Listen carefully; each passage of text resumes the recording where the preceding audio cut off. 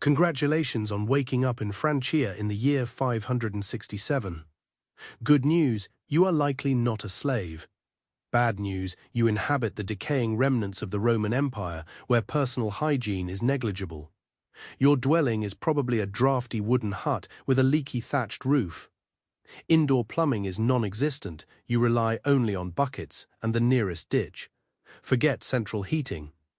You depend on a smoky fire pit on the floor, sharing the heat with your family and your indoor livestock. The scent is overwhelming. Scented candles are non-existent. Even if they existed, they couldn't match the aroma of damp wool, unwashed bodies, and whatever is fermenting in the corner. Your bed is a straw mattress full of unwelcome tiny guests, turning sleep into an itchy nightmare. But at least you avoid the headaches of royalty. Speaking of royalty, consider the Franks, who migrated into the former Roman territory of Gaul. The Romans once viewed them as terrifying monsters with wild hair and axes. However, after several centuries, the Franks came to appreciate Roman culture, desiring the fine buildings, paved roads, and prestige, even if they were in ruins.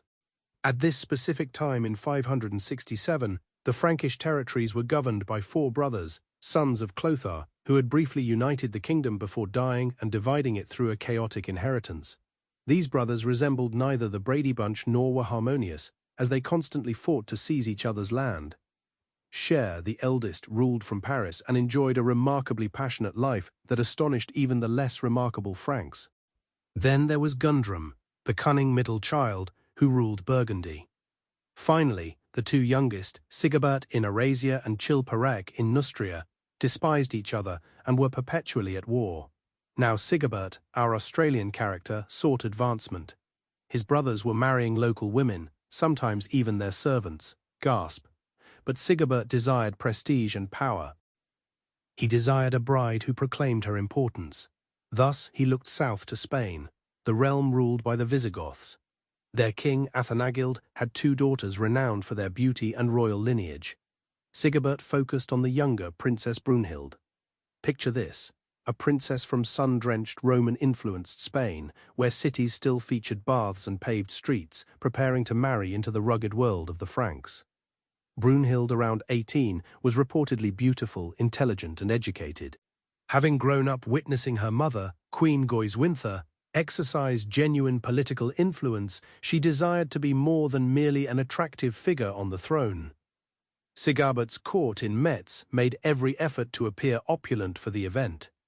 His palace was a converted Roman structure, likely still somewhat dusty. They laid out lavish displays, or at least their finest carpets, hung tapestries to conceal the decaying walls, and even hired a poet named Venantius Fortunatus to compose a flattering poem for the marriage. Fortunatus was a newcomer aiming to gain recognition in the Frankish realm, which strangely fixated on everything Roman. He likely sweated through his tunic while trying to recall his lines about Cupid and Venus for an audience that probably still worshipped Thor. But a gig was a gig, and a good performance could advance his career. Brunhild arrived with a wagon train overflowing with treasure, gold, silver, jewels, and fine clothes.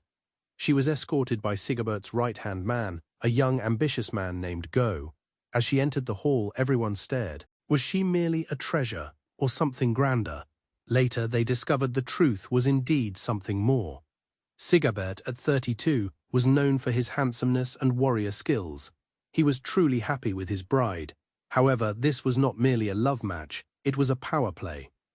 By marrying a foreign princess with significant ties, Sigebert was conveying a clear message to his brothers. He was pursuing greatness for a kingdom that mirrored the glory of Rome. This proved unwelcome, particularly concerning Chilperic. As the youngest brother, he constantly felt overlooked and deprived. While Sige garnered attention with a foreign princess, Chilperic maintained a relationship with a slave girl at his court. Such affairs were not unusual. Frankish kings often engaged in multiple relationships, sometimes even marrying servants to secure heirs without entanglement with powerful noble families.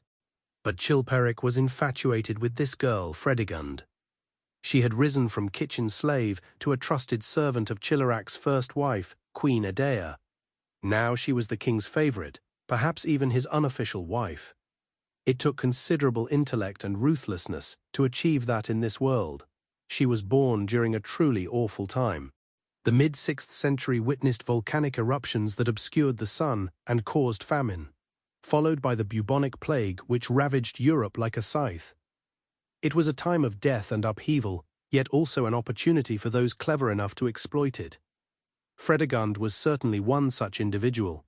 Chilperic was so infatuated with Fredegund that he had already sent his perfectly respectable first wife off to a convent.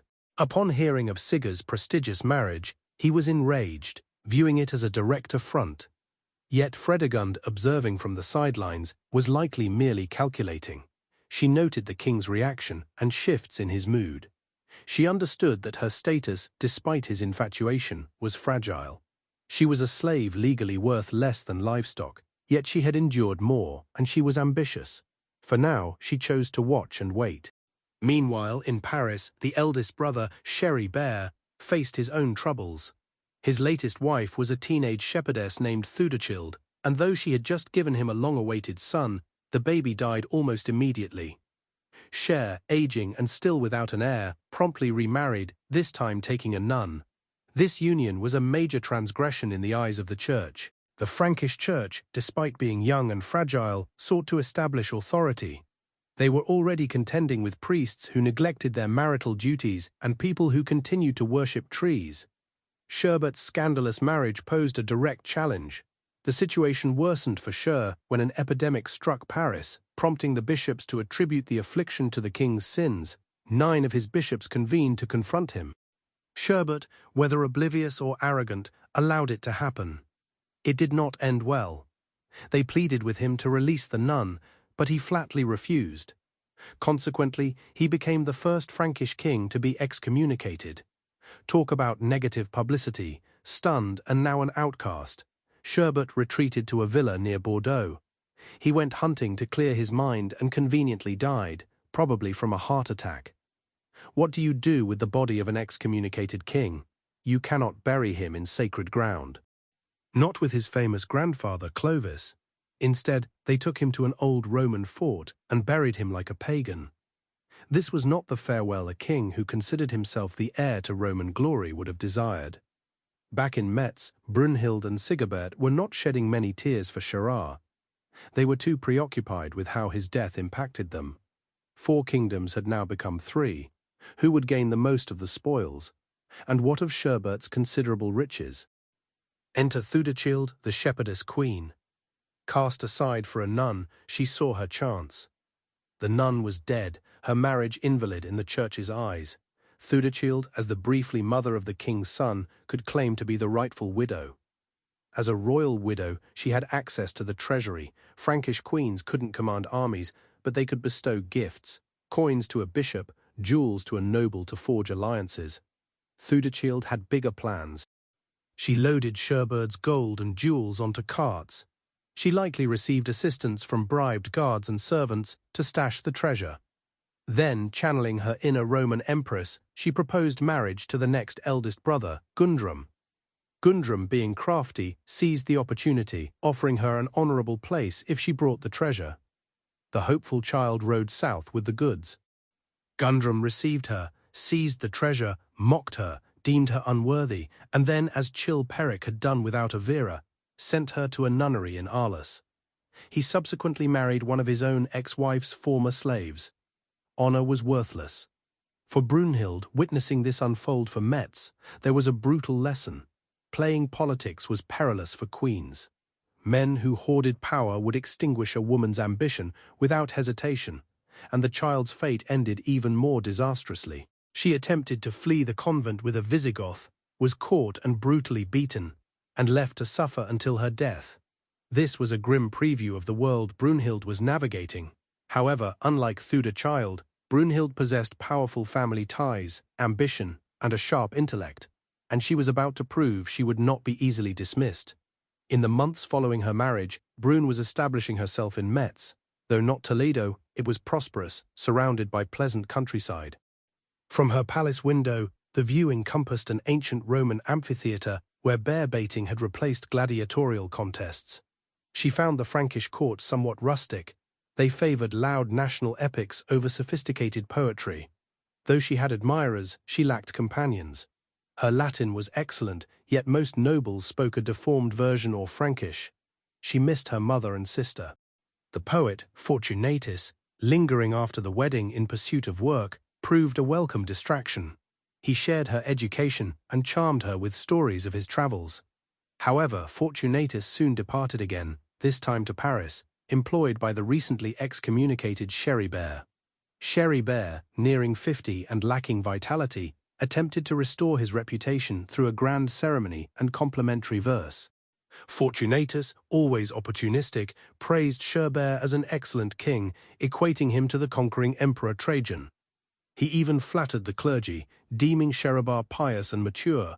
This was a masterclass in flattery, particularly as Cher's scandal was still recent. However, the bishops remained unconvinced. The church was actively striving for relevance in this chaotic era. They sought to enforce rules against incest and married priests, and Cherbert's public defiance was deemed unacceptable. When the epidemic struck Paris, the bishops interpreted it as divine judgment, and they finally excommunicated him. Cherbert's death left his kingdom vulnerable. His brothers, Sigabert, Gundram, and Chilperic, immediately began disputing its inheritance. Gundald, Sigabert's illegitimate half-brother, who resided at Cherbert's court and was rumored to be his heir, was swiftly removed and had his hair cut. The Frankish expression for "you are no longer a contender for the throne" was used. Brunhild, in the meantime, became pregnant. This was excellent news. A male heir would strengthen her claim.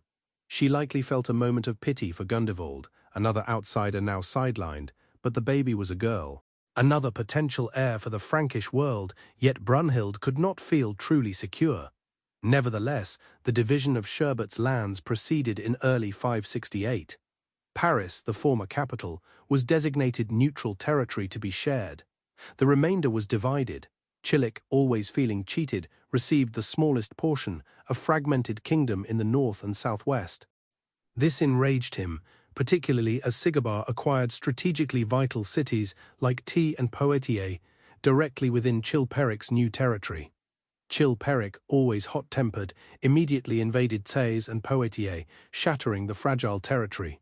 His forces were commanded by his eldest son, Thudar, the very boy Sigar had spared years before following another of Chilperic's unsuccessful invasions. This compelled Thudar to violate his oath to his uncle, a grave taboo in this honorable society. Chilperic's attack failed once more.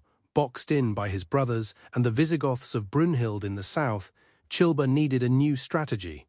He required a prestigious alliance to match Sigebert's, who better than Brunhild's own sister, Gwinther.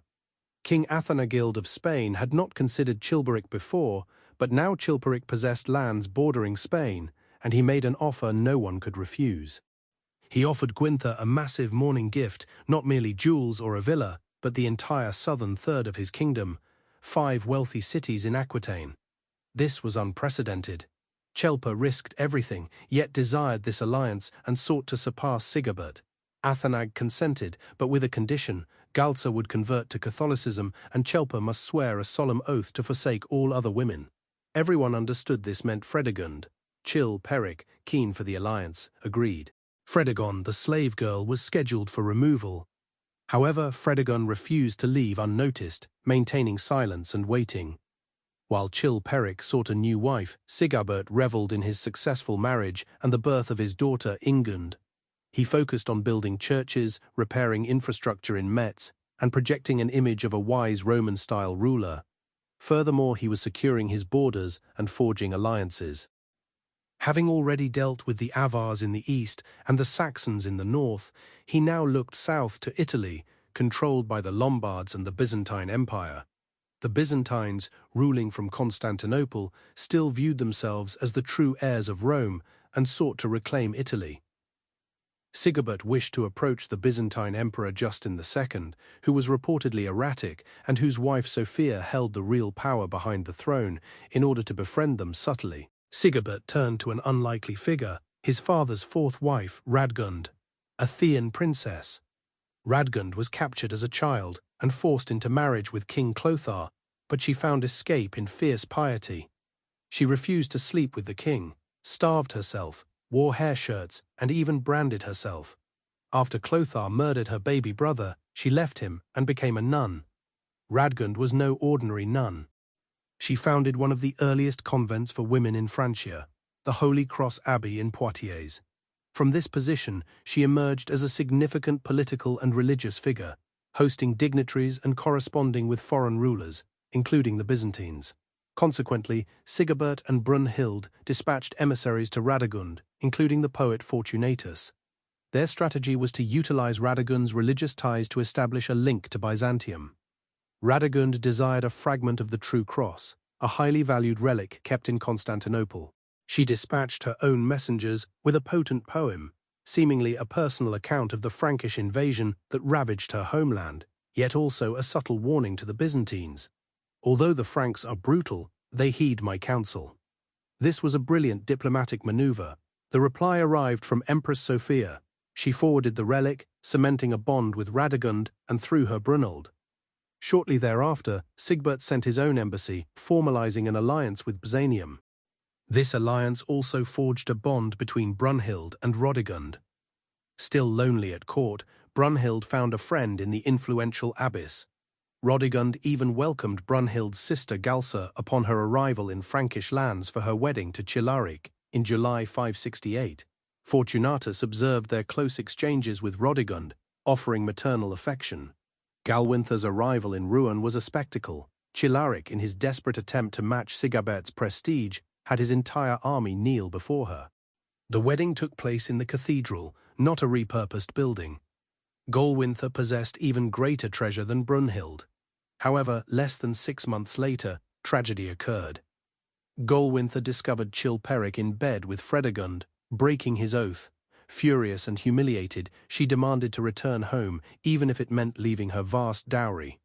Then, one morning, Galwinther was found dead in her bed, strangled. 3 days following, dressed in Galwinther's jewels, Fredegund married Chilperic in a swift ceremony at a royal villa. The Frankish world was stunned.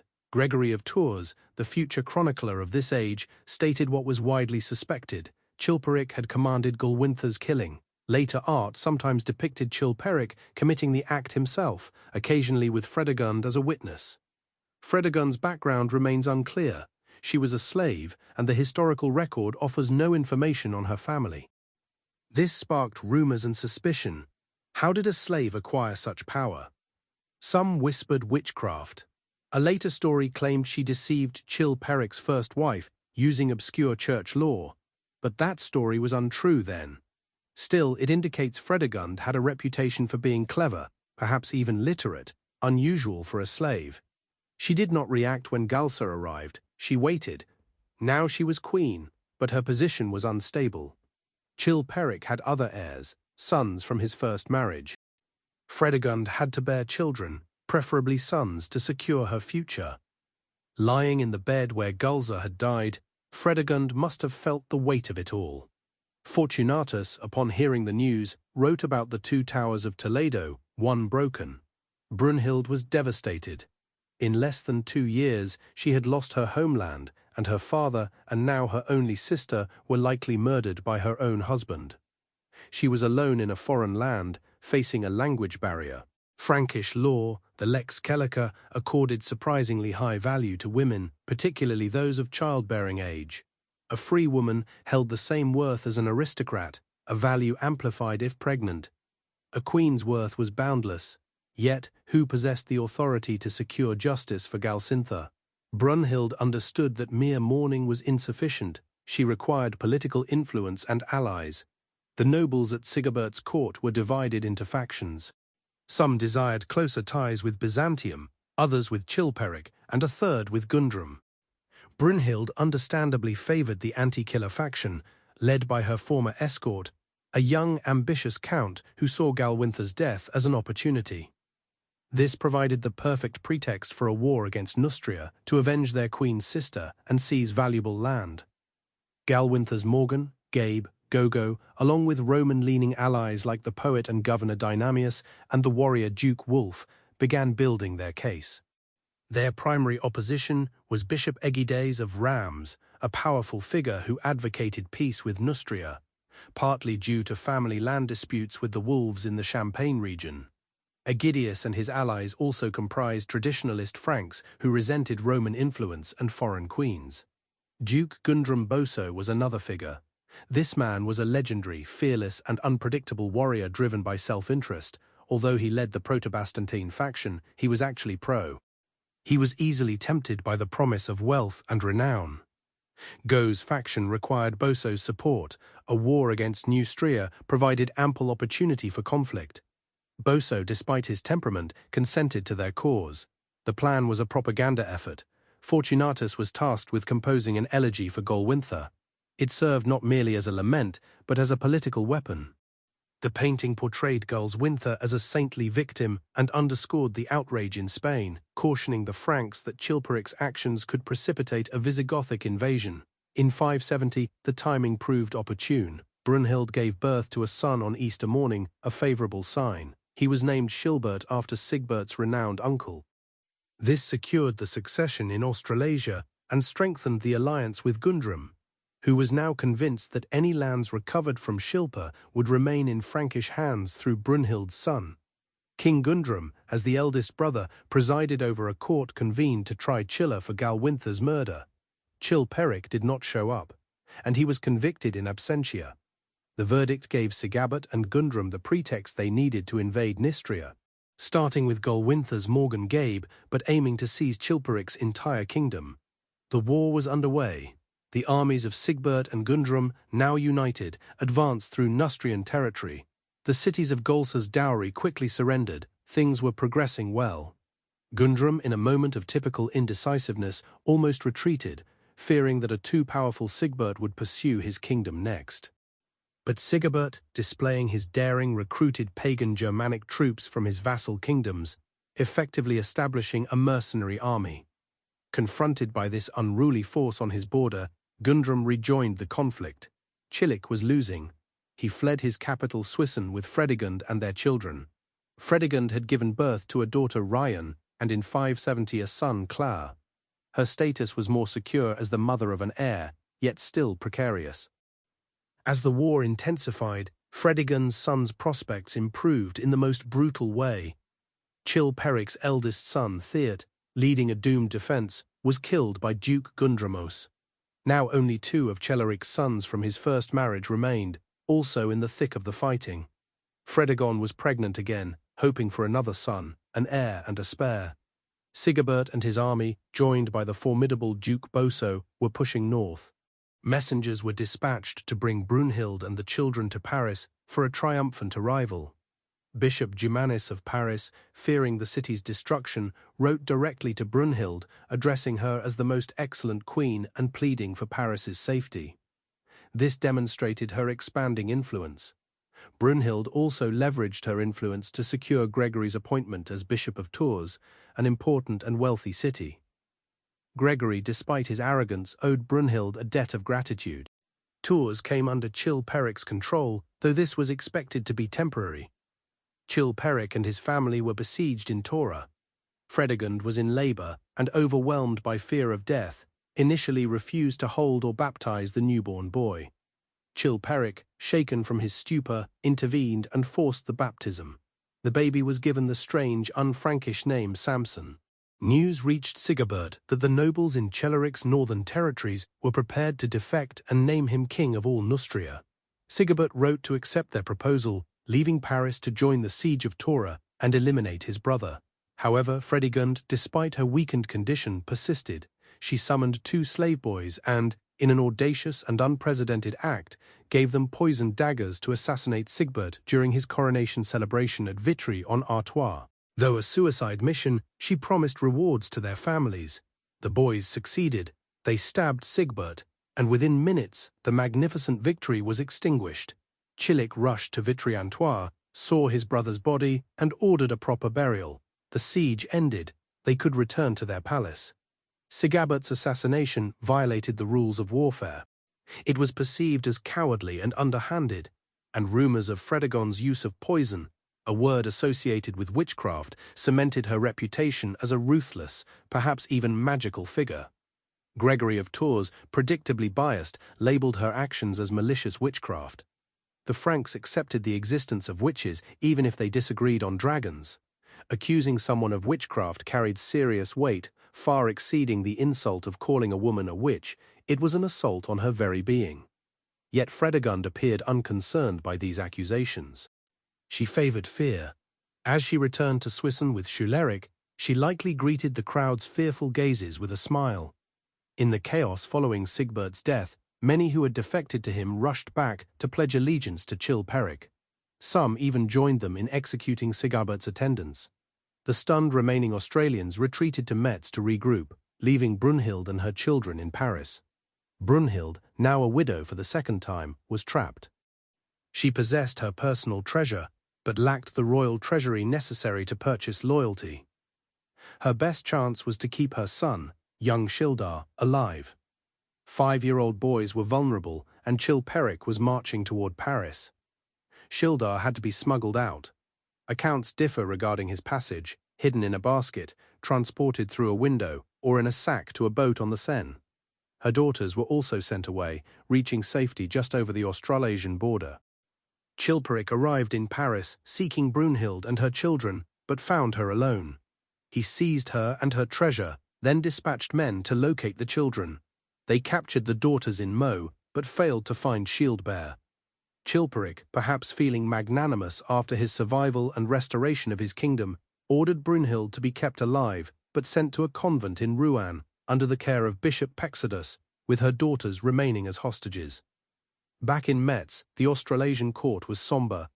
A 5-year-old boy was crowned king, startling warriors who anticipated an attack from Chilperic. Brunhild's ally became the boy's regent, his nourisher, the provider for the king. Brunhild found herself in the convent in Rouen, a sanctuary for widowed queens. Life there was austere, rough robes, constant prayer, and manual labor. She loathed it. Her only escape was remarriage.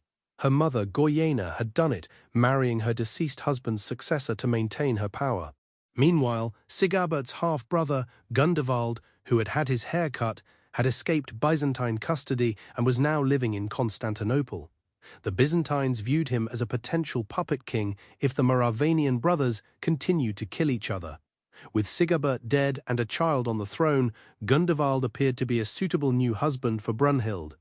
He was a carbon copy of Sigebert, a Moravanian prince, and he shared a rapport with Brunhild. Extracting a bride from a Neustrian convent proved difficult. Meanwhile, Empress Sophia in Byzantium managed her husband Justin II's madness, which involved him barking and biting his chamberlains. A more immediate option for Brunhild's escape arose closer to home. Chilic's first wife, Adava, resided in Rouen, perhaps at the same convent as Brunhild. They shared a history as ousted queens, all targeted by Fredegund. Ottawa's sons were now threatened by Fredegund's living boy. Strolling through the convent gardens, a plan emerged. A marriage between Brunhild and Maravevet, the eldest surviving son of Ottovera, who commanded Chilperic's army. This was not romance, but rebellion. Maravek would depose his father, rule Neustria, and Brunhild would reclaim her throne as queen. Her body became the link between the two kingdoms. They would require assistance from the nuns, utilizing the convent's back channels for communication and planning. Maravek, sent by Chilperic to conquer territory, rode to Tours where Brunhild's ally Bishop Gregory and Duke Boso were hiding from Chilperic. It is unclear who the messenger was, whether Gregory, the well-connected nun Ingritude living in the basilica courtyard, or Boso himself was still seeking a way to gain favor. Regardless, Maravek received the message. Instead of going south as ordered, he marched his army north to Rouen to visit his mother. Brunhild's second wedding sharply contrasted her first. Dressed in her finest, now free from the nun's habit, she married Maravek in the cathedral at Rouen. The bishop, Pretextus, Maravek's godfather, officiated, disregarding Chelpa and the church's incest rules. The cathedral was empty, a silent defiance. Outside, Maravek's army awaited. Messages spread through networks of abbesses, priests, and farmers who had orchestrated a coup. They had soldiers. Brunhild had the money.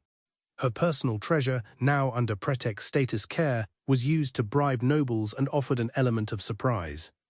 Their plan was to assassinate Chilperic. If that failed, they would attack his capital, Soissons, from two sides. Maravec from the west and Duke Wolf from the east, with a man inside to open the gates. It was a solid plan, but Chilperic, learning of the marriage and the potential plot, caused him to march on Rouen sooner than anticipated. Maravec and Brunhild were trapped. They sheltered within the city walls, awaiting reinforcements. Should the walls be breached, they planned to find refuge in a small chapel devoted to St. Martin, the patron saint of the Franks, which stood atop the walls. They also intended to frame the marriage as a love-struck elopement, hoping Chila would be more lenient with a son, blinded by passion, than with a political rival. Chilperic arrived, leading to a standoff. Eventually, a truce was reached. Chilperic swore not to separate them, if it was God's will. He met with them, shared a meal, seemingly accepting their story. But then news arrived. Wool's army was attacking Soissons. The attack failed, but it revealed the true scope of the rebellion. Chelpa realized his son, his wife, and many of his nobles were involved. He began purging his court. Maravec was stripped of his rank and placed under guard. Chila gave Maravec's military command to his younger brother Clovis. Chilperic also sought to delegitimize Maravec's marriage. He introduced a specific law into the Lex Selica forbidding marriage to a dead uncle's wife, thereby rendering the union of Brunhild and Marave illegal. Later, in the autumn of 576, he publicly humiliated Maravec by shaving his head like a monk, a symbolic removal from the royal lineage. Maravec was ordained as a priest, meaning any offspring with Brunhild would be considered sacrilegious. He was subsequently sent to a monastery, effectively serving as a state prison. Chilperic then offered Brunhild a choice: abandon Maravec and return to Australasia with her daughters, or stay and lose everything. Brun chose her children. Chilperic, eager to be rid of her and avoid scandal, even let her keep her treasure, which she conveniently left with Bishop Predict to fund future rebellions. Brunhild returned to Metz reunited with her children. Her son Childar clung to her, never wanting to be separated again. Her allies Go and Wolf were still at court, their faction now in the ascendancy. Brunhild had returned. Though she had lost her husband and kingdom, she had saved her children and gained valuable lessons in survival and political maneuvering. Maravec did not reach the monastery. A deacon from Tours, sent by Bishop Gregory and Duke Boso's ally, Brunhild, urged Maravec to seek refuge in St. Martin's Basilica in T. Maravec, escaped with the aid of his loyal friend Jin, and arrived in T during a mass-demanding sanctuary. Chilperic, seeing treachery everywhere, increasingly relied on Fredegund, who emerged as a powerful political advisor. Fredegund was rightly suspicious of Gregory's involvement in Marvic's escape, publicly accused Gregory's envoys of being spies, and exiled them. A standoff ensued during tours with Marvic and Boso, who were holed up in the Basilica and Chilperic's count. Ludast, Gregory's enemy, attempted to provoke them. Ludast, a former slave who had risen to power, clearly irritated the snobbish Gregory. Skirmishes erupted between Maravec's supporters and Lodast's men. Chilba threatened to burn the countryside unless Gregory surrendered Maravich. Gregory refused. Maravich weighed his choices. Remaining would jeopardize the tours. Confronting his father directly appeared impossible. He required a new strategy. In the meantime, Fredegund, still doubting Boso's allegiance, sent him a secret message: release Maravich from the church, and he would be rewarded. She recognized Boso's excessive indulgence in breaking promises and susceptibility to bribery. Restless and desiring favor, Boso agreed. He lured Maravec out under the guise of a hunting trip. Fredegund's plan likely involved an assassination, but it failed. Nevertheless, Fredegund now understood Boso could be manipulated. Boso, however, consulted his soothsayer, who predicted Chilperic's death and Marave's ascent. Convinced, Boso resolved to aid Maravich once more. They planned to escape to Australia. Though they escaped, they were delayed, and the political situation shifted dramatically. In the spring of 577, King Gundrum died from dysentery, losing his two teenage sons and leaving him heirless. He offered to adopt Brunhild's son, Childar, establishing an alliance between Burgundy and Australia on the condition that the war cease. Brunhild faced a dilemma. Fredegund and Chilperic were her enemies, but supporting Maravec risked her son's claim to Burgundy. Maravec and Boso arrived in Australasia, but found little support. Chila and Gontram sought to end the rebellion. Maravek, a stateless man, was fleeing once more. Chilperic failed to capture Maravek and instead ravaged Tours, plundering the basilica. Brunhild, unable to openly assist Maravek, concealed him on Duke Wulf's lands near Reims. Fredegund, meanwhile, aimed to locate Maravek's funding source and undermine the alliances Brunhild and her allies had established in Neustria. Her spies reported Bishop Pradix Statatus was bribing nobles with Brunhild's treasure. Fredegund sought public humiliation for Prague status. Chileric, eager to please her, convened a church council in Paris to try the bishop for treason, knowing they had clerical allies. Gregory of Tours, despite being an Australian ally, attended. Gregory's account of the trial is biased, portraying it as a show trial orchestrated by Fredegund. Chilperic accused Pretext Status of inciting rebellion and attempting to kill him. Gregory refused to condemn Pretext Status and was threatened by Chilperic and offered a bribe by Fredegund, which he rejected. Fredegund then pressured other bishops to persuade Pretext Status to plead guilty in exchange for leniency. Pretext Status confessed and was subsequently stripped of his rank, beaten and exiled, despite the questionable methods used to obtain his confession. Maravek's support in Neustria collapsed. Gregory was monitored, but Maravek remained at large. Duke Boso, in another act of duplicity, then betrayed Maravek by relaying a false message inviting Maravek to Terouanne, where Chilperic's men were waiting. Maravek rode into the trap and, facing capture and torture, asked his friend Galen to kill him. Before Chil arrived, Maravek was already dead. Rumors then spread that Fredegund had orchestrated Maravek's death. Gregory repeatedly claimed, pointing to Boso and Bishop Aegidius's connection to the Queen. That autumn, Chilperic lost two heirs, Maravek and Fredegund's son, Samson, who died of dysentery. Only Ota's son, Clovis, and Fredegund's son, Cloта, survived. Despite these losses, Chilla celebrated, moving his court to Paris to hold games and hunts. Fredegund also gave birth to another son, Dagobah, a name meaning bright day, symbolizing their hopes. In Australasia, however, the mood was grim. Brunhild was widowed once more, yet her influence persisted. In 579, she arranged her eldest daughter Ingun's marriage to the Visigothic prince Hermenegild, seeking an alliance with Spain. In the summer of 580, the Frankish lands suffered from heavy rains and a severe dysentery epidemic. During this time, rumors spread that Fredegund was having an affair with Bishop Bertram of Bordeaux. The rumors attributed to Gregory by his enemy Count Ludast were dangerous, threatening the legitimacy of Fredegund's sons. Fredegund could not tolerate this.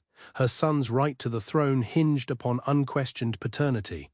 In September, Gregory was summoned to court for treason. Panicked, Gregory sought support, even from Fredegund's daughter Rianthe, who publicly fasted in his favor to provoke her mother.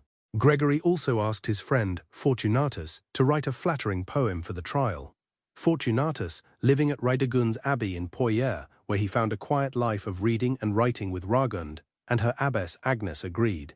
His poem, delivered at Chilperic's villa, praised Chilperic's intellect and poetry, which Gregory privately mocked, and significantly praised Fredegund, calling her wise in counsel and an equal ruler, sharing the cares of state.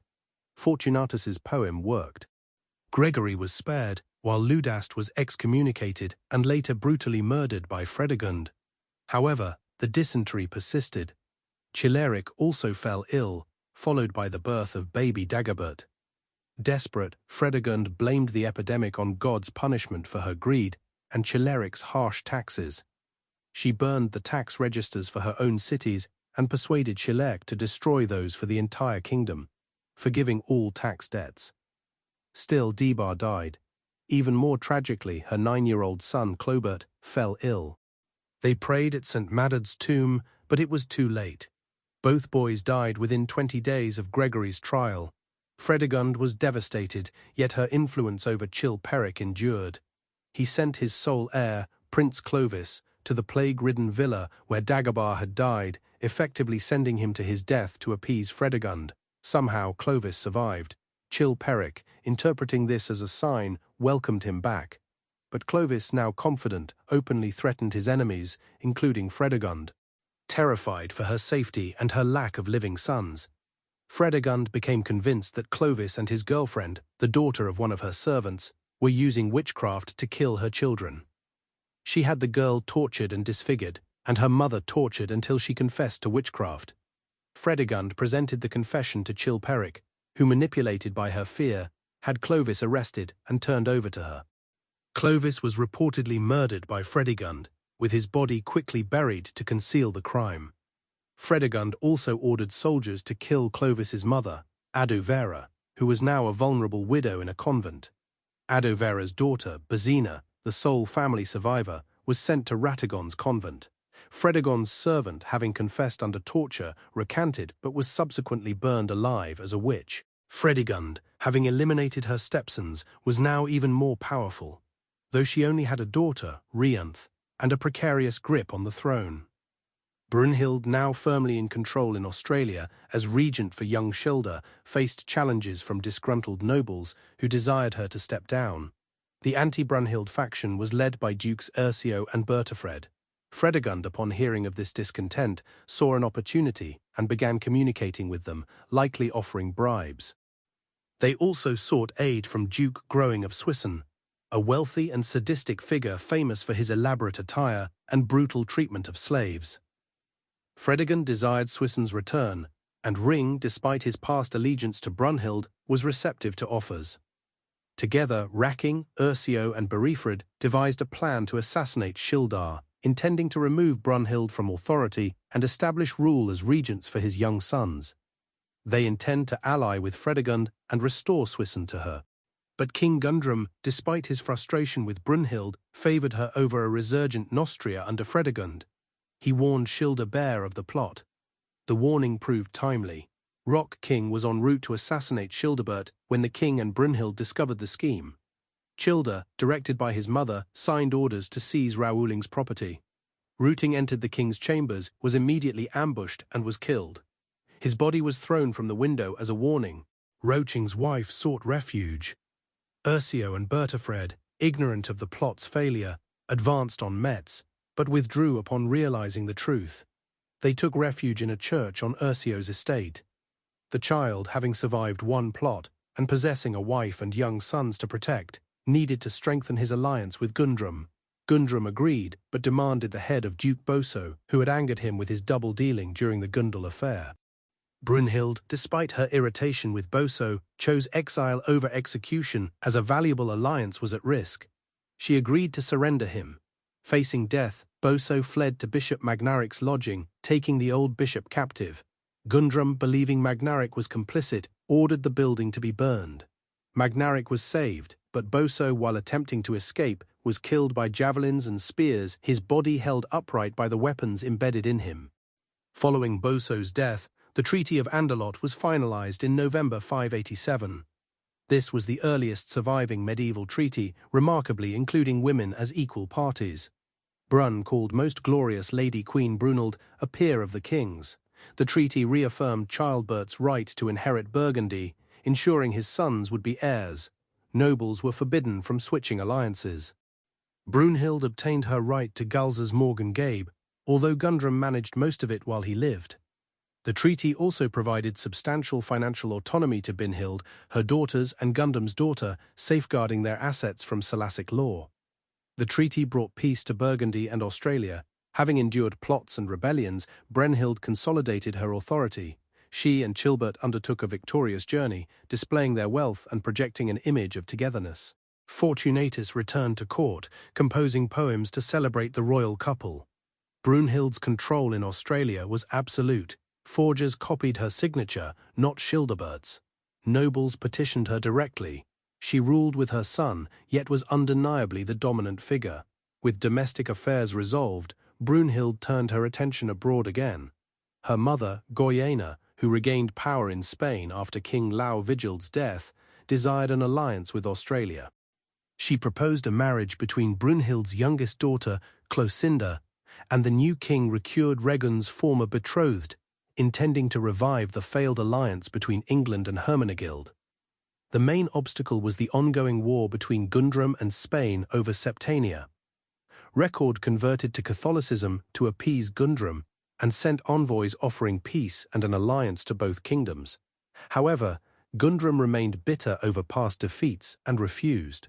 Skilda, encouraged by Brunhild and Goywinther, was open to negotiations. The Visigoths offered a ransom for Ingun's death. Although she died of plague, they accepted responsibility for failing to protect her. Australia consented to the marriage between Claenda and Recurd, but required Gundram's approval according to the Treaty of Anderlot. Gundram, still harbouring resentment, was reluctant, claiming he could not bear to see another niece marry into the Visigothic royal family. Brun sent Gregory and his friend Felix to persuade Gundram. Gregory, with dry wit, confirmed to Gundram that the hatred between Brunhild and Fredegund was still strong. Reassured that the queens were not plotting against him, Gundram finally agreed to the marriage.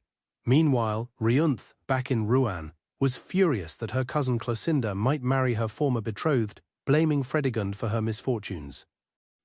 Their arguments escalated to violence when Fredegund reportedly slammed a chest lid on Riun's neck.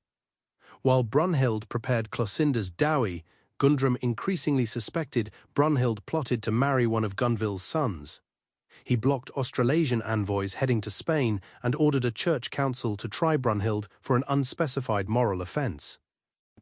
Perhaps having attempted incest, Brunhild, outraged, rode to Gundam's court and publicly swore an oath, clearing her name, a rite usually reserved for men. The council was cancelled and the borders reopened. Subsequently, news arrived that Goywinther had been arrested in Spain for plotting against Rickard. Shortly after, Goywinther died, likely under mysterious circumstances. Rickard then swiftly married a Visigothic woman, thereby ending the possibility of Claenda's marriage and the Spanish-Australian alliance. Gundram cited this as another excuse for a failed campaign in Septoania. In 589, 40 nuns, led by the daughters of Basina Chillerk and Clylde Sherbert, rebelled against Holy Cross Abbey. They protested the harsh treatment and illicit behaviour of the new abbess, Lubovira, and appealed to Gregory and then to Gundram. When their complaints went unaddressed, they returned to Poitiers, hiring bodyguards whom Gregory labelled burglars, murderers and adulterers, and attacked the mediating bishops. They then besieged the abbey, causing the nuns to starve inside. The church was alarmed by this open challenge. Existing plagues and famines had already eroded people's faith in the clergy's authority. Wild preachers and self-proclaimed Christs were gaining followers. The nuns' revolt was further evidence of instability. In the spring of 590, the starving rebel nuns attempted to kidnap the abbesses but mistakenly seized the wrong nun, eventually capturing Luba. They then looted the abbey, stealing the true cross relic. The Count of Poitiers attacked the rebels, resulting in street fighting. Clotilde emerged unscathed, wielding the relic, though her forces were defeated. Clot and Basina were subsequently brought before a church tribunal. They were accused of entertaining male lovers, including a cross-dressing man and a unicorn, and of allowing other nuns to get pregnant. The bishops dismissed the most serious charges but kept the princesses excommunicated. Brunhild, however, intervened, and their excommunications were lifted. Basina returned to the abbey while Clylde retired to a country estate. The defiant nuns had challenged the church's authority and to some extent gotten away with it. Brunhild, following the failure of the Spanish marriage plans, swiftly arranged a marriage for Claenda to a Bavarian duke, thus securing an alliance on her eastern border. Though less prestigious than Spain, this was pragmatic. Concurrently, Gundram persisted in his unsuccessful campaigns against the Bretons in the west. Fredegund, being opportunistic, allied herself with the Breton king, Warrack, dispatching disguised Saxon troops to aid him without Gundram's knowledge. Gundram suffered heavy losses while attempting to subdue the Breton, which darkened his mood and led to increasing paranoia, culminating in the killing of his chamberlain over a suspected hunting violation. Subsequently, the Burgundian prisoners held by the Breton were unexpectedly released. Though Gundram viewed this as a miracle, it was actually Fredegund who had persuaded Warrack to release them after her son, Clar, was gravely ill with dysentery. Clotar was near death. Gundam was then informed that his last rites had been given and he had died. Gundram departed for the funeral, but returned upon hearing that Clethar's fever had subsided.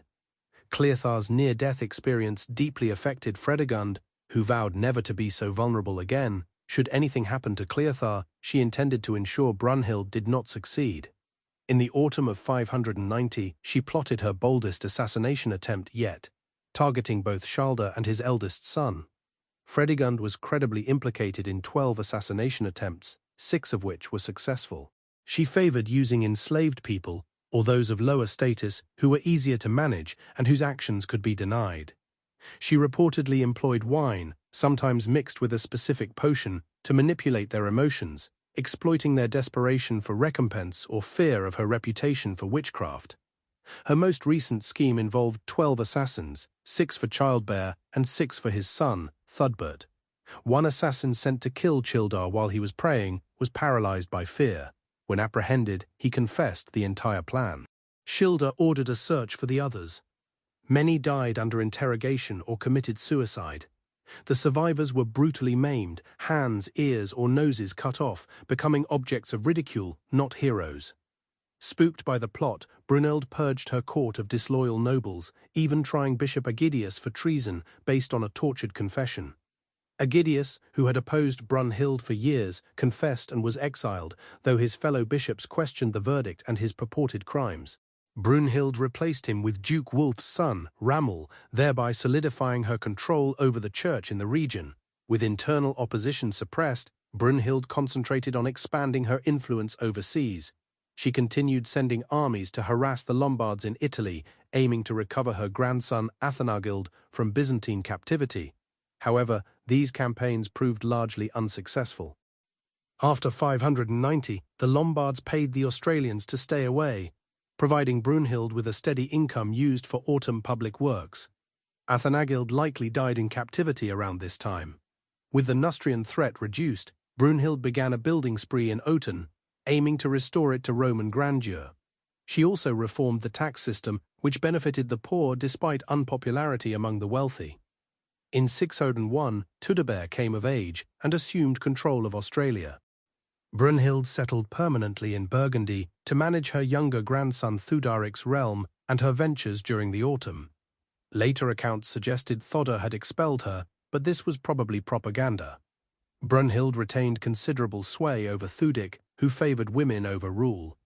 Theric had numerous sons with concubines, whom Bernhild fostered, ensuring she remained the de facto queen unless he married. Bernhild likely sabotaged a marriage alliance with a Spanish princess for Thedric to prevent replacement by a younger queen. Pope Gregory the Great, while commending Brunhild's piety and mission support, also urged her to suppress simony, acquire church offices, and address rumors of priestly misconduct, possibly sexual offenses. In 603, Brunhild called a church council not to tackle simony, but to pursue Bishop Desiderius of Vienna for rape. In a shocking verdict, he was found guilty and exiled. Although his accuser, Justa, later recanted under pressure and died, and the trial accounts was subsequently altered to remove the rape charge, Brunhild might have genuinely responded to the Pope's concerns regarding clerical misconduct. Desiderius, once reinstated, became a vocal critic of Brunhild and Theodoric and was later murdered. Brunhild also conflicted with the Irish monk Colonus, a strict ascetic who condemned Theodoric's ethics and withheld blessings for his illegitimate sons. Colonus's adherents aligned with this opposition to Brunhild. Though Brunhild ultimately exiled him, he persistently resisted her. Brunhild also encountered a tax revolt in the Jura region, where locals resented owing taxes to a distant queen and fostered independence, thereby sparking a nationalist movement. Brunhild built a royal palace in the region, placing her granddaughter Theudilia there to oversee affairs and appointing a handsome but unpopular favorite as governor. Family tensions erupted in 605 when Cloth attacked Burgundy. Thutebert failed to assist Thuderic, arriving late and retreating, leaving Thutteric to fight alone. Theuteric won, but the mayor of the palace was killed. Brunhild appointed Pritadius, a move unpopular with the aristocracy. The army mutinied and murdered Pritadius. Brunhild retaliated against those who orchestrated his death. Though considering retirement, Brunhild remained active as battles continued between Theodor and Thudbert, with Clotha stirring the pot. Brunhild sought to mediate peace between her grandsons, even approaching Thudbert's wife Bilichild. However, Bilichild was murdered by Thudbert, likely with the support of nobles opposed to peace. The brothers' conflict culminated in a brutal battle in 612, where Thuduk decisively defeated Thudbert, seizing him and his treasury. Thudbert's infant son was brutally murdered. Thudbert was subsequently tortured and exiled, extinguishing his lineage. Thudar successfully reunited Australia and Burgundy. As sole queen, Brunhild reigned at the zenith of her power. Months later, Thedurk, only 26 and seemingly healthy, suddenly perished during a military march, likely due to contaminated water. His sudden death created chaos across the kingdoms, leaving behind 4 young sons. Brunhild, now nearing 70, sought to unite the realms under the eldest, Sigibert, by reasserting her position as regent. She deviated from Frankish tradition by granting the entire inheritance to one son, mirroring the ancient Roman model of a single emperor. Nevertheless, disgruntled nobles in Australia and Burgundy, observing a king in his 20s, Cloth II next door, and a seemingly aging queen governed by a child, invited Clot to assume power. Brunhild dispatched Sigibert east with the mayor of the palace, Warukar, and Burgundian nobles, either seeking protection or to recruit forces. One account claimed Brunhild ordered the death of Warnichar, but Warnichar discovered this and conspired with Clothar and his allies, Bishop Arnol and Duke Pippin. Sigibert II, a teenager, was sent to face Clothar's army with his younger brothers. Warnichar and his men deserted, leaving the boys outnumbered. Sigibert, Corbus, and Maravek were captured. However, 10-year-old Schilder managed to escape on a horse. Brunhild and her granddaughter Thudilia were seized at their palace in Orurb and transported by cart to Clothar's camp at Renev. Clothar, now 26, and commanding a vast army through the betrayal of Brunhild's nobles, ordered the execution of Sigbert and Corbus. The youngest, Maravek, was spared and sent to Nostria, perhaps because Clothar was his godfather. Thudilia was also spared and sent to a convent. Clothar, seeking to consolidate his power and eliminate any potential threats, had to determine Brunhild's fate. Her continued existence, particularly with Shebert's escape, represented a risk. Cloth's allies demanded her death. Brunhild was brought before a makeshift tribunal. Clothar, likely influenced by nobles seeking to remove Brunhild's influence and secure their own standing, charged her with the deaths of 10 kings, including her husband Sigibert, Maravek, Clovis, her grandson Thudbert, and even 2 of the great-grandsons he had recently executed. He also blamed her for the death of his father, Chileric, and the death of his infant son, Dagobert, who died from illness. Despite the weakness of these accusations, the nobles and soldiers demanded her conviction. Brun was legally deposed and her royal regalia seized. Anticipating exile or the convent, she was instead sentenced to death by Clothar. She endured 3 days of torture, followed by a final brutal humiliation where she was tied to wild horses and dragged across the rocky terrain. Her body ripped apart. Clothar then ordered her remains burned to prevent her tomb from becoming a shrine to opposition. The assassination of Brunhild, masterminded by Clothar and his new allies, Warukar, Arnol, and Pippin, marked a pivotal moment. It brought the Frankish kingdoms under a single ruler for the first time in 50 years. However, Clothar consequently empowered the very nobles who had betrayed Brunhild. These men, who would later become the ancestors of Charlemagne, gained power by diminishing the king's authority. Cloth may have later eliminated many of them due to their treachery. The office of mayor of the palace, held by Rashar, became a lifetime appointment, eventually becoming hereditary and overshadowing the Merovingian kings, who were known as the Do-Nothing Kings. This era's history was rewritten by Clothar and later the Carolinians to demonize Brunhild and Fredegund, portraying them as wicked, power-hungry women responsible for all the civil wars and chaos.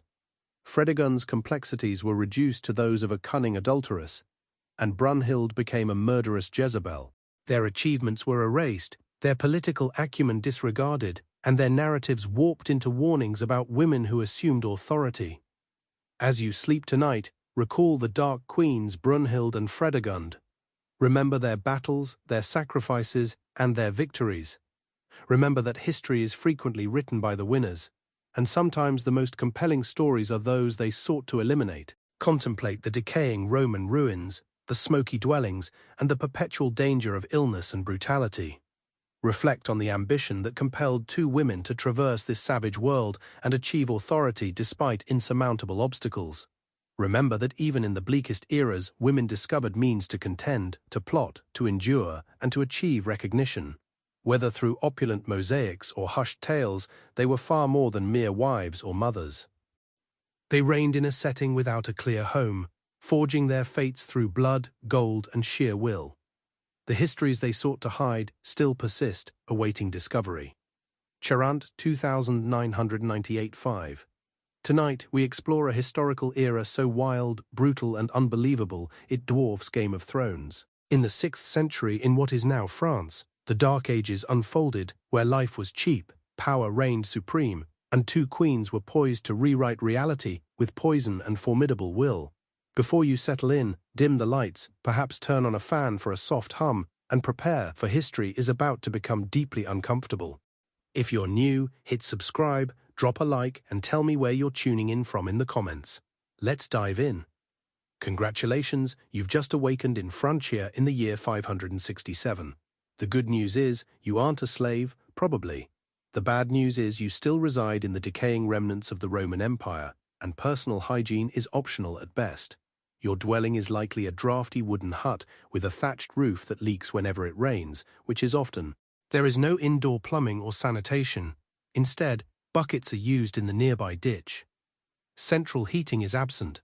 Warmth is provided by a smoky fire pit in the floor, shared with family and any indoor livestock. The odor is intense, surpassing even scented candles, dominated by the smell of damp wool, unwashed bodies, and fermentation from the corner. Your straw mattress is infested with unwelcome guests, turning sleep into an itchy nightmare. Unlike the headaches of royalty, let's discuss the Franks. They were the people who settled in the former Roman territory of Gaul. Initially, the Romans perceived them as terrifying monsters with wild hair and axes, but over centuries, the Franks grew to appreciate Roman culture. They desired opulent structures, smooth roadways, and prestige, even in their dilapidated state. In 567, the Frankish lands were controlled by four brothers, descendants of Clothar, who had briefly unified the kingdom before dying and dividing it chaotically. These brothers, far from being harmonious, were perpetually vying for each other's domains. Sherbert, the oldest, reigned from Paris with a famously wild love life that shocked even the less sensational Franks. Gundram, the cunning middle child, governed from Burgundy. Then came the two youngest, Sigebert in Australia, the east, and Chilperic in Neustria, the west, who intensely disliked each other and were perpetually at war. Now Siga, our Australian figure, decided he needed to improve. His brothers were marrying local women, sometimes even their own servants, gasp. But Sigebert desired prestige, power, and a bride who proclaimed his importance. He looked south to Spain, where the Visigoths ruled. Their king, Aethon, had two daughters, renowned for their beauty and royal lineage. Sigebert set his sights on the younger one, Princess Brunhild. Imagine a princess from Roman-influenced Spain, where cities featured baths and paved streets, preparing to marry into the rough world of the Franks. Brunhild, around 18, was reportedly beautiful, intelligent, and educated. Having witnessed her mother, Queen Goywinther, exert real political influence, she desired more than merely a pretty face on the throne. Sigebert's court in Metz was striving to appear elegant for the occasion. His palace, a repurposed Roman structure, probably retained some dust around its edges. They unfurled red carpets, or at least the thickest rugs available, hung tapestries to conceal the decaying walls, and even engaged a poet named Venantius Fortunatus to compose a flattering poem for the nuptials. Fortunatus was a newcomer, attempting to establish himself in the Frankish realm, which was strangely captivated by everything Roman. He likely sweated through his tunic, while attempting to recall his lines about Cupid and Venus for an audience still worshipping Thor. Nevertheless, a gig was a gig, and a good performance could advance his career. Brunhild arrived with a wagon train laden with treasure, gold, silver, jewels, and fine clothing. She was accompanied by Sigebert's right-hand man, a young, ambitious man named Go. As she entered the hall, everyone stared. Was she merely a treasure, or something more? Later, they discovered it was indeed something greater. Sigebert, aged 32, was known to be handsome and a skilled warrior. genuinely pleased with his bride. However, this was not simply a love match, it was a power play. By marrying a foreign princess with significant ties, Sigurd was sending a clear message to his brothers, aiming for greatness and a kingdom reflecting the glory of Rome. This proved unfavorable, particularly concerning Shilpa. As the youngest brother, he constantly felt overlooked and unfairly treated. While Sigebert garnered attention with a foreign princess, Chilpik was involved with a slave girl at his court. Such affairs were not unusual. Frankish kings frequently maintained multiple relationships, sometimes even marrying servants, as a method to produce heirs without engaging powerful noble families. But Chilperic was beside this girl, Fredegund. Fredegund had risen from kitchen slave to a trusted servant of Chilorac's first wife, Queen Edea. Now she was the king's favorite, perhaps even his unofficial wife. It required serious intelligence and a ruthless streak to achieve that in this world. She was born during a truly awful time. The mid-6th century witnessed volcanic eruptions that darkened the sun and caused famine, followed by the bubonic plague, which ravaged Europe like a scythe. It was a period of death and upheaval, yet also an opportunity for the clever. Fredegund was certainly among the cunning. Chilperic was so infatuated with Fredegund that he had already sent his perfectly respectable first wife away to a convent. Upon hearing of Sigebert's prestigious marriage, he was enraged. He perceived it as a direct affront, yet Fredund, observing from the periphery, was likely merely calculating. She noted the king's reaction to every event, how his temper ebbed and flowed. She understood that her status, notwithstanding the king's infatuation, was fragile. She was a slave valued less than livestock by law. However, she had endured worse and possessed ambition. For the moment, she simply watched and waited. Meanwhile, in Paris, the eldest brother, Sherbert, faced his own troubles. His latest wife was a teenage shepherdess named Thudechild, and though she had given him a longed-for son, the baby died almost immediately. Sherbert, aging and still without a living heir, promptly remarried, this time to a nun, which was a major taboo in the eyes of the church. The Frankish church, though young and fragile, sought to establish authority. They contended with priests who neglected their wives, and those who still venerated trees. Sherbert's scandalous marriage presented a direct challenge. Conditions worsened for Cherarit when an epidemic struck Paris, prompting the bishops to attribute the plague to the king's sin. 9 of these bishops organized a meeting to confront him. Sherbert, whether oblivious or haughty, was allowed to continue. Things did not go well. They pleaded with him to abandon the nun. He outright refused, which led to him becoming the first Frankish king to be excommunicated. What is done with the body of an excommunicated king? One cannot inter him in sacred ground, not beside his renowned grandfather, Clovis. So they transported him to an old Roman fort and buried him like a pagan. Not exactly the farewell a king who considered himself heir to Roman glory would have desired.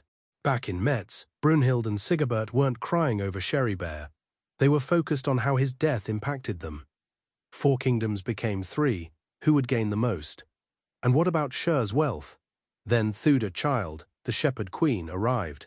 Cast off to become a nun, she saw her opportunity. The nun was dead, her marriage void in the church's view. As the brief mother of the king's son, the child could claim the right to widowhood, and as a royal widow, she possessed access to the treasury. Frankish queens lacked military command, but could bestow gifts, coins upon a bishop or jewels to a noble to forge alliances. Thudechild harbored grander schemes. She loaded all of Sher's gold and jewels onto carts, likely with aid from bribed guards and servants. She hid the treasure and, channeling a Roman empress, proposed marriage to the next eldest brother, Gontram Gundram. The crafty one saw an opportunity. He told her to bring the treasure, promising her an honorable place. Thudechild, hopeful, rode south with the goods. Gundram welcomed her, took the treasure, mocked her, called her unworthy, and then, like Chilperic had done without Avira, sent her to a nunnery in Arles. He then married one of his own ex-wife's former slaves. Honor proved worthless. Brunhild watched this unfold. Metz learned a harsh lesson. Politics was dangerous for queens. Men hoarded power and would crush a woman's ambition without a second thought. The child's story ended even worse.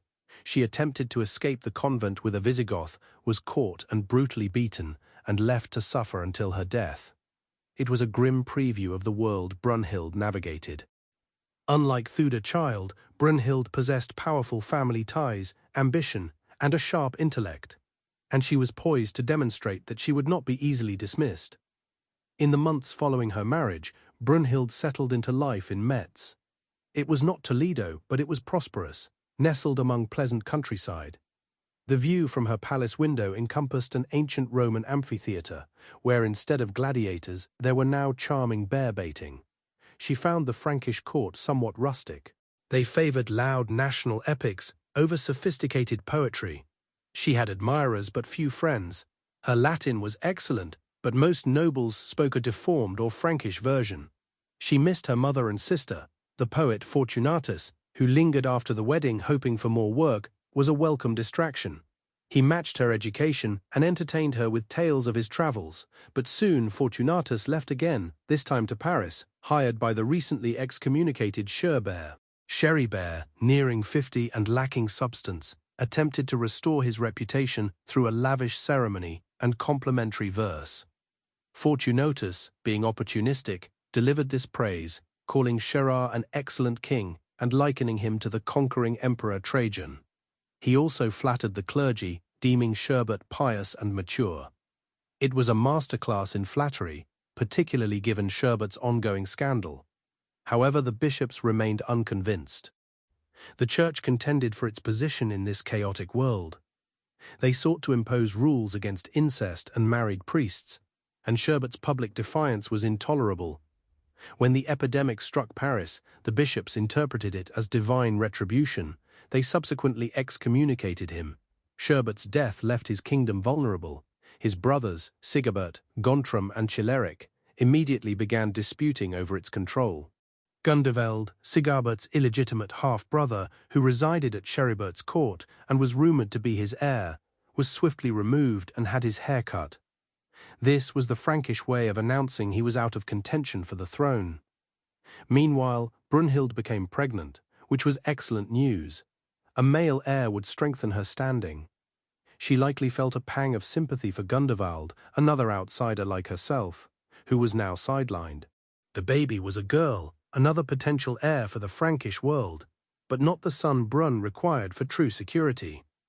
Nevertheless, the division of Cheribert's lands proceeded in early 568. Paris, the former capital, was declared neutral territory to be shared. The remainder was carved up. Chileric, always feeling cheated, received the smallest share, resulting in a patchwork kingdom in the north and southwest.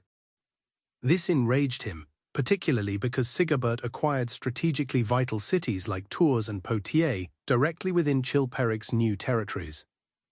Chilperic, being impulsive, immediately attacked Tours and Poitiers, shattering the fragile division. His forces were commanded by his eldest son, Tutubar, the same youth Sigebert had previously spared after another of Chileric's unsuccessful assaults. This compelled Tudor to violate his oath to his uncle, a significant transgression in this honourable society. Chilperic's attack failed once more. Boxed in by his brothers and surrounded in the south by Brunhild's Visigoths, Chilperic required a new strategy. He needed a prestigious alliance to rival Sigebert's. Who better than Brunhild's own sister, Gulwinther, King Athanagild of Spain, wouldn't have considered Chilperic previously? Now, with land bordering Spain, Chilperic made an irresistible offer, promising Gulwinther a massive mourning gift. Not merely jewels or a villa, but the entire southern third of his kingdom, 5 wealthy cities in Aquitaine. This was unprecedented. Chilperic risked everything for this alliance, driven by a desire to surpass Sigebert. Athanagild consented, but with a condition. Gulwinther would convert to Catholicism, and Chilper must swear a solemn oath to forsake all other women. Everyone knew this meant Fredegund.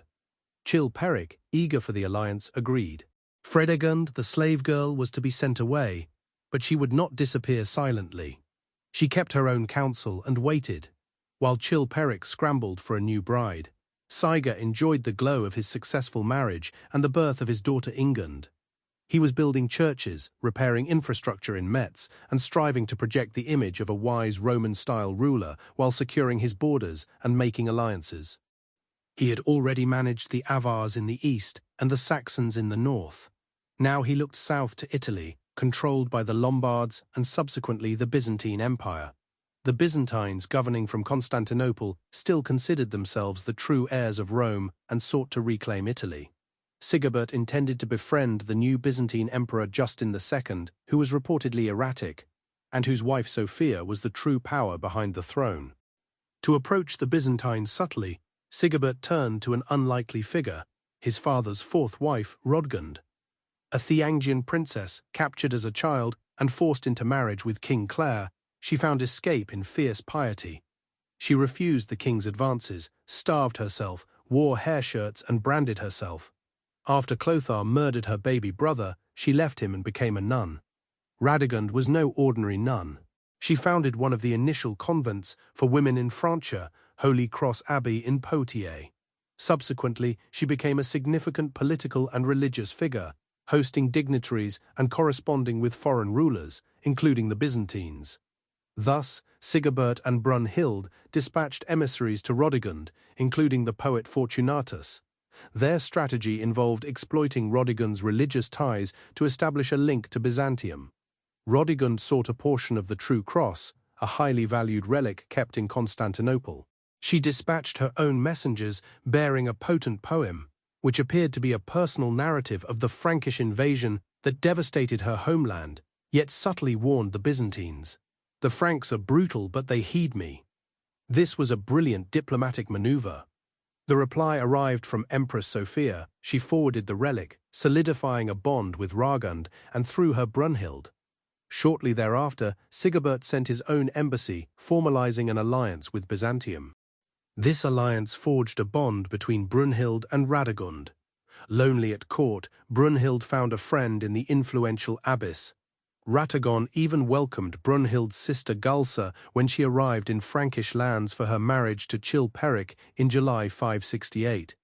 Fortunatus observed their close exchanges with Ratagon, offering maternal affection. Galwinther's arrival in Rouen was a spectacle. Chileric, in a desperate bid to match Sigebar's prestige, had his entire army kneel before her. The wedding took place in the cathedral, not a repurposed building. Galwinther possessed even greater treasure than Brunhild.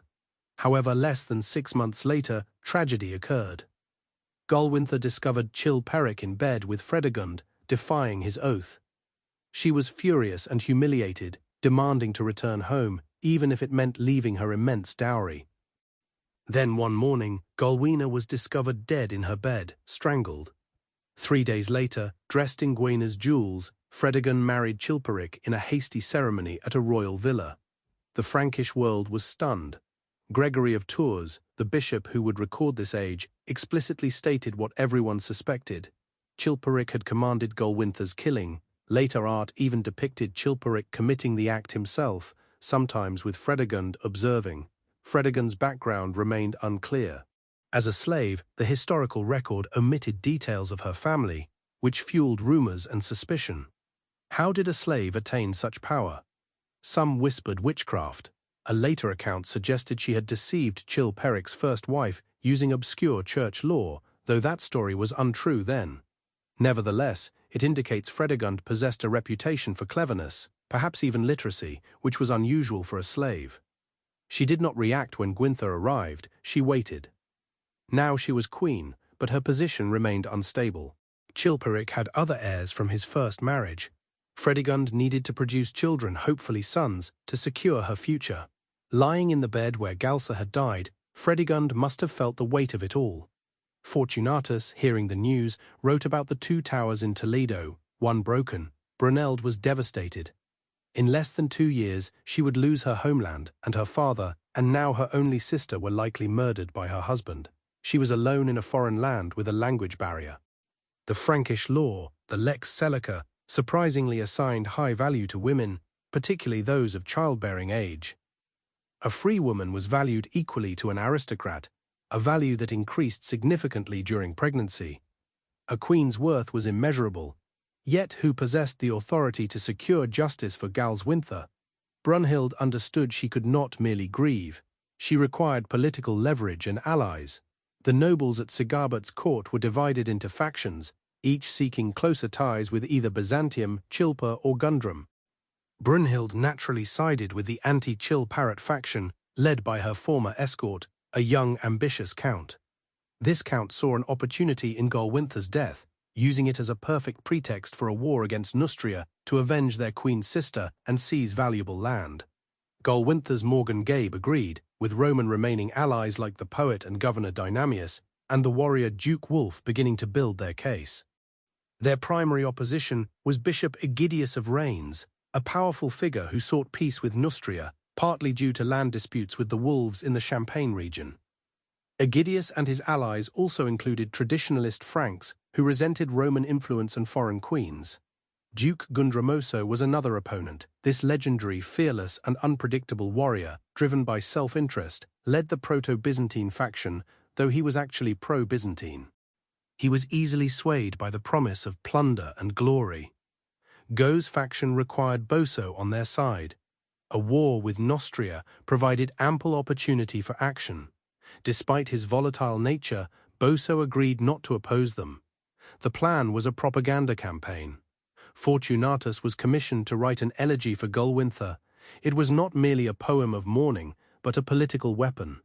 It portrayed Galswintha as a holy victim and emphasized the fury in Spain, cautioning the Franks that Chilaric's deeds might provoke a Visigothic invasion.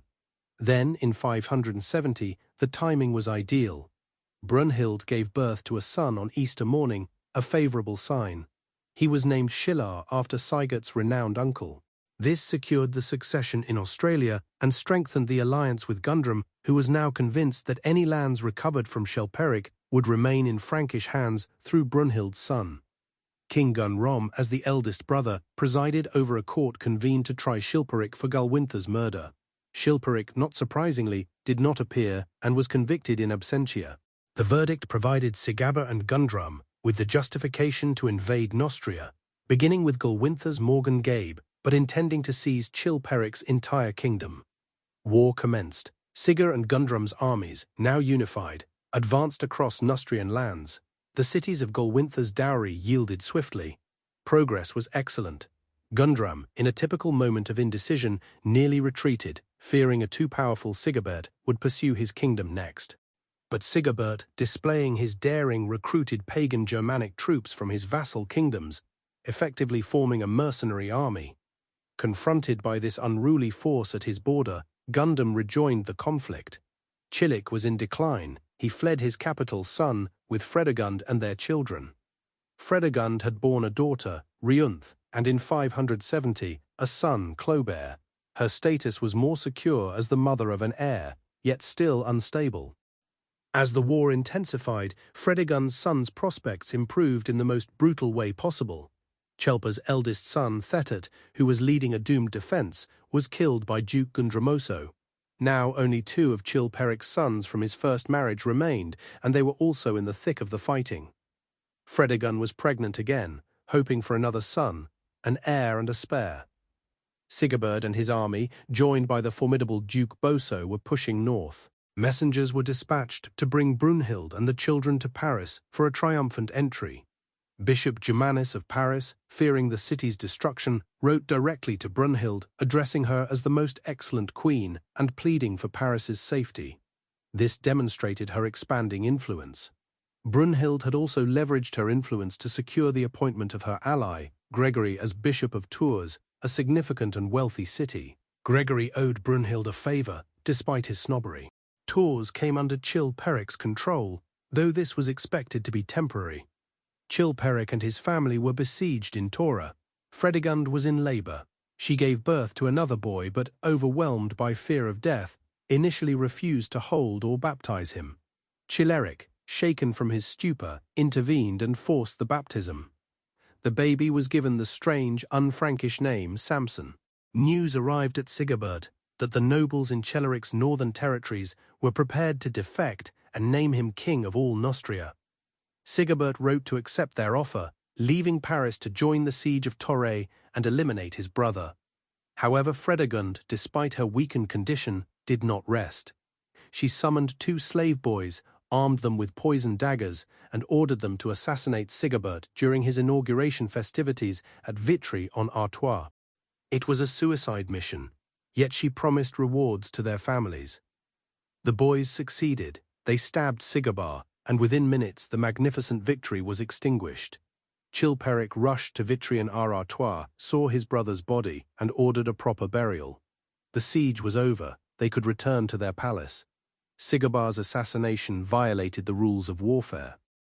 It was viewed as cowardly and underhanded. Rumors of Fredegond's use of poison, a word associated with witchcraft, cemented her reputation as a ruthless, perhaps even magical figure. Gregory of Tours, predictably biased, labeled her acts maleficati, witchcraft. The Franks acknowledged witches even if they disagreed on dragons. Accusing someone of witchcraft was grave, far more damaging than insulting a woman's character. It was an assault on her very existence. But Fredegund appeared indifferent to this. She favored fear. Upon returning to Soissons with Chilperic, she likely greeted the crowd's fearful gazes with a smile. Following Sigebert's death, many who had defected to him rushed back to pledge allegiance to Chilperic, some even joining in executing Sigebert. The stunned Australians retreated to Metz to regroup, leaving Brunhild and her children in Paris. Brunhild, now a widow twice over, was trapped. She possessed her personal treasure, yet lacked the royal treasury required to purchase loyalty.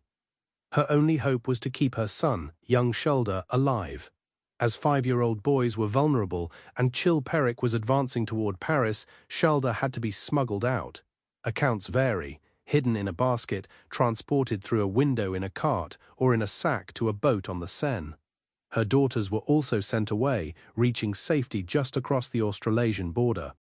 Chilperic arrived in Paris, seeking Brunhild and her children, but found her alone. He seized her and her treasure, then dispatched men to locate the children. They captured the daughters in Meaux, but failed to find Chilbert. Chilperic, perhaps feeling magnanimous after surviving and reclaiming his kingdom, ordered Brunhild to be kept alive, but sent to a convent in Rouen under the care of Bishop Pextatus. Her daughters were to remain hostages. Back in Metz, the Australian court was somber. A 5-year-old boy was crowned king, alarming warriors anticipating an attack from Chilperic. Brunhild's ally became the boy's regent, his tutor, and the one who fed the king. Brunhild found herself in the convent in Rouen, a place for widowed queens. Life there was austere, involving rough robes, constant prayers, and manual labor. She hated it. Her only escape was marriage again. Her mother, Goyena, had done so by marrying her dead husband's successor to maintain her power. Meanwhile, Sigebert's half-brother, Gundevald, who had received a haircut, had escaped Byzantine custody and was now residing in Constantinople. The Byzantines viewed him as a potential puppet king if the Merovingian brothers continued their mutual slaughter.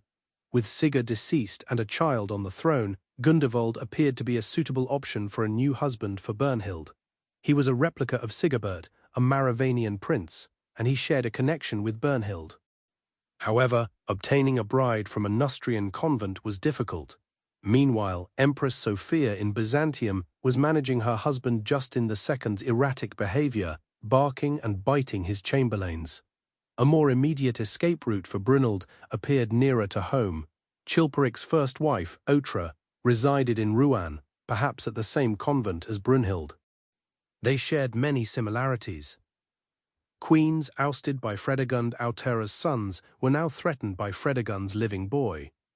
Walking the convent gardens, a plan emerged, a marriage between Brunhild and Autera's eldest surviving son, Maravit, who led Chileric's army. This was not romance, but rebellion. Maravit would depose his father, rule Neustria, and Brunhild would be queen again, her body the link between the two kingdoms. They would need assistance from the nuns, utilizing the convent's back channels for communication and planning. Maravec, sent by Chilperic to conquer territory, rode to Tours where Brunhild's allies, Bishop Gregory and Duke Boso, were hiding from Chilperic. It remains unclear who the messenger was. Gregory, the well-connected nun, Ingritude, living in the basilica courtyard, or Boso himself, still seeking favor. Regardless, Maravit received the message. Instead of going south as ordered, he marched his army north to Rouen to visit his mother. Brun's second wedding was a stark contrast to her first. Dressed in her finest, no longer in a nun's habit, she married Maravec in the cathedral in Rouen, the bishop. Predict status, Maravec's godfather, officiated, defying Chilperic and ignoring the church's incest prohibitions. The cathedral was empty, a quiet rebellion. Outside, Maravec's army waited. Messages of abuse circulated through networks of abusers, priests, and farmers who had orchestrated a coup. They possessed soldiers. Brunhild had the money, her personal treasure now under the pretext of status's care used to bribe nobles, and they had the element of surprise. Their plan was to assassinate Chilper. If that failed, they would attack his capital Soissons from two sides, Maravite from the west and Duke Wolf from the east, using an insider to open the gates. The plan was sound, but Chilper, sensing the marriage and potential plot, moved toward Rouen sooner than anticipated. Maravec and Brunhild were trapped. They retreated into the city walls, awaiting reinforcements. Should the walls be breached, they would seek refuge in a small chapel dedicated to Saint Martin, the patron saint of the Franks, situated high on the walls. They also intended to present the marriage as a love-struck elopement, hoping Chilic would be more lenient with a son blinded by passion than with a political rival. A standoff erupted upon Chilpic's arrival. A truce was eventually called, with Chilic swearing not to separate them if it was God's will. He met with them, shared a meal, seemingly accepting their story. Then news arrived. Wolf's army was attacking Soissons. The attack failed, but it revealed the true scope of the rebellion. Chilperic realized his son, his wife, and many of his nobles were involved. He began purging his court. Maravec was stripped of his rank and placed under guard. Chilla gave Maravec's military command to his younger brother Clovis. Chilla also moved to delegitimize Maravec's marriage. He added a specific law to the Lex Selica banning marriage to a dead uncle's wife, making Brunhild and Maravec's union illegal. Then, in the autumn of 576, he had Maravec tortured, shaving his head like a monk, a symbolic removal from the royal line.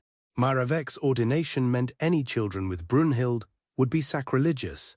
He was to be sent to a monastery, effectively a state prison. Chilperic offered Brunhild a choice: leave Maravec and return to Australia with her daughters, or stay and forfeit everything. Brunhild chose her children. Chilber, wishing to rid himself of her and avoid scandal, even allowed her to keep her treasure, which she conveniently left with Bishop Predic to fund future rebellions. Brunhild returned to Metz, reunited with her children. Her son, Schilder, clung to her, never wanting to be separated again. Her allies, Go and Wolf, remained at court, now in the ascendancy. Though she had lost a husband and a kingdom, Brunhild had saved her children and gained valuable lessons in survival and political maneuvering. Maravec never reached the monastery. A deacon from Tours, sent by Bishop Gregory Brunhild's ally and Duke Boso, urged Maravec to seek sanctuary in St. Martin's Basilica. Maravec escaped with the help of his loyal friend Galen and arrived in Tours during mass demanding sanctuary. Chilperic, seeing treachery everywhere, relied more and more on Fredegund, who emerged as a powerful political advisor. Fredegund, suspicious of Gregory's role in Maravec's escape, publicly accused his envoys of being spies and exiled them. A standoff occurred during Tours where Marav and Boso were hidden in the basilica, and Chileric's Count Loydast, Gregory's enemy, attempted to corner them. Loydast, a former slave who had gained power, clearly annoyed the snobbish Gregory. Skirmishes erupted between Maravec's supporters and Loydast's men. Chilperic threatened to burn the countryside unless Gregory surrendered Maravec. Gregory refused. Maravec weighed his options, staying would jeopardize the Tours. Confronting his father directly seemed impossible. He needed a new strategy. Meanwhile, Fredegund, still distrustful of Boso's loyalty, sent him a secret message: get Maravite out of the church, and he would be rewarded. She knew Boso was too easily bribed given his disregard for his word. Boso, restless and seeking favor, accepted. He lured Maravet out for a hunting trip. Fredegund's plan, likely an assassination, failed. Nevertheless, Fredegund learned Boso was manipulable. Boso consulted his soothsayer, who predicted Chileric's death and Marave's rise. Convinced, Boso decided to aid Maravite again. They planned to flee to Australia. They escaped but were delayed, and the political situation changed dramatically. In the spring of 577, King Gundrum lost his 2 teenage sons to dysentery, leaving him heirless. He offered to adopt Brunhild's son, Childebert, creating an alliance between Burgundy and Australasia on the condition that the war must end. Brunhild was in a difficult position. Fredegund and Chilperic were her enemies. However, supporting Moravec would jeopardize her son's claim to Burgundy. Moravec and Boso finally reached Australia, but found little support. Chilperic and Gundrum sought to end the rebellion. Moravec, a stateless man, was fleeing once more. Chilba failed to capture Moravec and instead ravaged Tours, plundering the basilica. Brunhild, unable to offer open aid, hid Moravec on Duke Wulf's lands near Rheims. Fredegund sought Moravec's funding source and aimed to disrupt the alliances Brunhild and her allies had forged in Neustria. Her spies reported that Bishop Protextus was bribing nobles with Brunhild's treasure. Fredegund sought public humiliation for Protectus. Chilperic, eager to please her, convened a church council in Paris to try the bishop for treason, knowing they had clerical allies. Gregory of Tours, despite being an Australian ally, attended. Gregory's account of the trial is biased, portraying it as a show trial instigated by Fredegund. Chilperic accused Protectus of inciting rebellion and attempting to kill him. Gregory's refusal to condemn Petec's status was threatened by Chilperic, who offered a bribe via Fredegund, which Gregory rejected. Fredegund then leveraged other bishops to pressure Status into pleading guilty in exchange for leniency. Status confessed, was stripped of his rank, beaten and exiled, despite the dubious methods used to obtain his confession. Moravec's support in Neustria collapsed. Gregory remained under surveillance, but Moravec remained at large. Then Duke Boso, in another act of duplicity, betrayed Maravite. He sent a false message inviting Moravec to Terouanne, where Chileric's men were waiting. Moravec rode into the trap and, facing capture and torture, asked his friend Galen to kill him. Before Chilperic arrived, Moravec was dead. Rumors spread that Fredegund had orchestrated Maravec's death, a claim Gregory eagerly repeated, pointing to Boso and Bishop Aegidius's ties to the Queen. That autumn, Chilperic lost 2 heirs, Moravec and Fredegund's son, Samson, who died of dysentery. Only Auta's son, Clovis, and Fredegund's son, Clotaire, remained. Despite these losses, Chilperic celebrated, relocating his court to Paris to hold games and hunts. Fredegund also gave birth to Dagobert, a son named after the bright day, symbolizing their hopes for the future. In Australia, the mood was grim. Brunhild was once again a widow, though her influence remained strong. In 579, she arranged her eldest daughter Ingun's marriage to the Visigothic prince Hermenegild, seeking an alliance with Spain. In the summer of 580, the Frankish lands were struck by heavy rains and a severe dysentery epidemic. Amidst this, rumors circulated that Fredegund was having an affair with Bishop Bertram of Bordeaux. These rumors, attributed to Gregory by his enemy, Count Lloyd, were dangerous, threatening the legitimacy of Fredegund's sons. Fredegund could not tolerate this. Her son's claim to the throne hinged on undisputed paternity. In September, Gregory was summoned to court for treason charges. Gregory panicked and sought support, even from Fredegund's daughter Ray, who publicly fasted in his favor to provoke her mother.